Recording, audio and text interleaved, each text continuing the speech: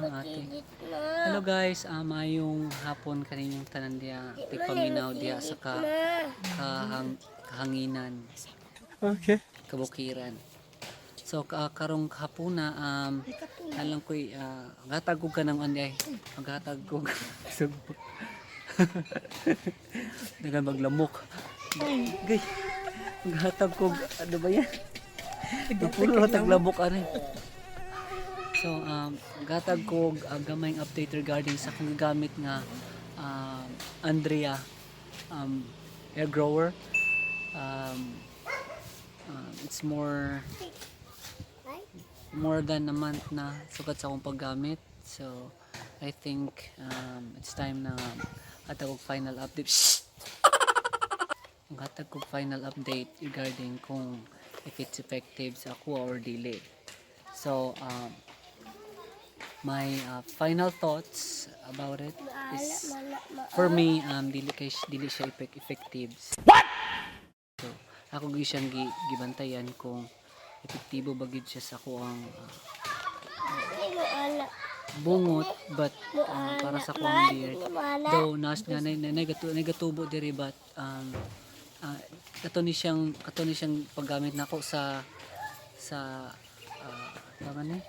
minoxidil mo ni siyang effect sa minoxidil. Nana siya bungot diri, but gagmay lang kayo, but still effective to siya sa from minoxidil nga akong gamit. Pero sa Andrea nga akong gamit karon, unfortunately dili siya effective. So maybe sa uban effective siya, but for me dili siya effective. So maybe sa ubang gamit na yung mga results sa ila, but sa ako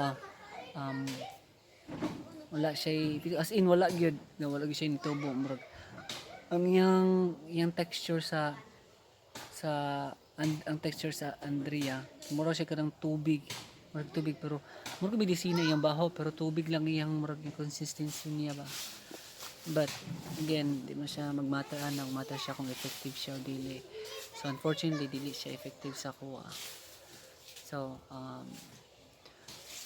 I think mura to siguro ang ako ang ikaingon sa Andrea. So if anyone nga mag-try sa Andrea, try lang mo, maybe effective sa inyo or sa kuha lang dili effective, but based on my own experience, mas effective to akong gamit nga minoxidil. Actually,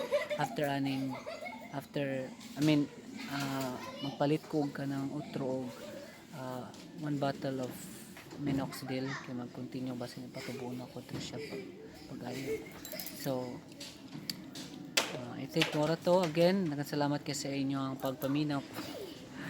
So, if you have any comments or mga comments, just put it down below, and please don't forget to subscribe and like the video. Thank you so much. Have a great day. Nagunsa ka di ma? Ha? Paano dahil ko nagpahinlo ko sa kuko kay kung ko nakasangatanan 1970 pa wala siya ginduan. Para akong tigil lang. Isog tignaw. Ay ako. So thank you guys.